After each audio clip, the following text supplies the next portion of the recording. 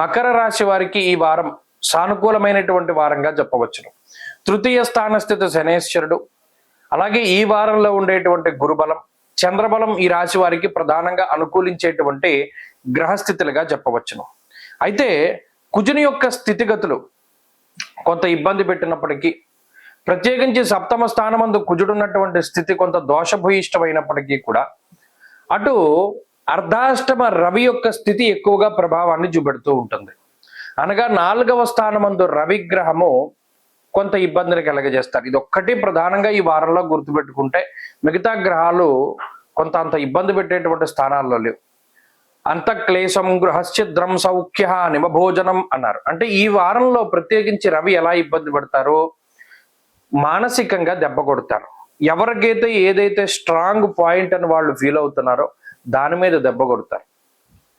ఉదాహరణకి ఎవరికైనా పంక్చువాలిటీ అనేటువంటిది వాళ్ళ స్ట్రెంత్ అనుకోండి, దినచర్యలో చాలా మార్పులు తీసుకొచ్చేసి అసలు పంక్చువాలిటీ లేకుండా, క్రమశిక్షణ లేకుండా, టైం సెన్స్ లేకుండా చేస్తారు.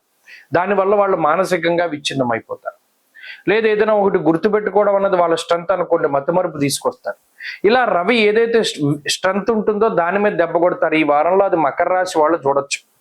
అలాగే కుటుంబపరమైనటువంటి విషయాలపై దెబ్బ కొడతారు. కుటుంబ సభ్యులతోటి ఎలా మాట్లాడినా దెబ్బలాట్లు వస్తాయి. మీ మాటను వాళ్ళు వ్యతిరేకించడం ఒకటే కాదు కదా, మీకు పూర్తిగా ఆపోజిట్ గా వాళ్ళు వ్యవహరిస్తారు.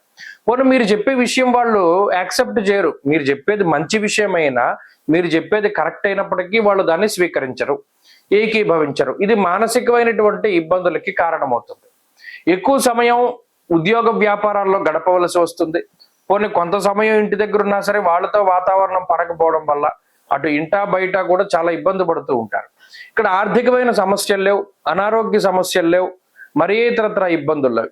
ఇది ఒకటే కొంత సమస్యాత్మకంగా ఉంటుంది పరిస్థితి, ఇంటా బయట ఉండేటువంటి వాతావరణం. ఈ ఒక్క విషయం మాత్రమే రవి వల్ల వచ్చింది కాబట్టి ఎక్కువగా రవికి సంబంధించి అంటే సూర్యుడికి సంబంధించినటువంటి ఆరాధన చేయడం ద్వారా ప్రతిరోజు ఆదిత్య హృదయ స్తోత్ర పారాయణం, ఆదివారం నాడు మద్యము, మాంసము ఇటువంటి వాటిని దూరంగా ఉంచడం, ఇటువంటి వాటి ద్వారా రవి యొక్క బలం పెరుగుతుంది. తద్వారా మంచి ఫలితాలని పొందగలుగుతారు. ఆ రవి దోషం పోతే మిగతా అంతా బాగున్నది. కాబట్టి ఆదిత్య హృదయ స్తోత్ర పారాయణ చేయండి. ఈ వారంలో కలిసి వచ్చేటువంటి రోజు శనివారంగా చెప్పవచ్చును. అదృష్ట సంఖ్య 3, అదృష్ట వర్ణము నీలము. తదుపరి కుంభరాశి.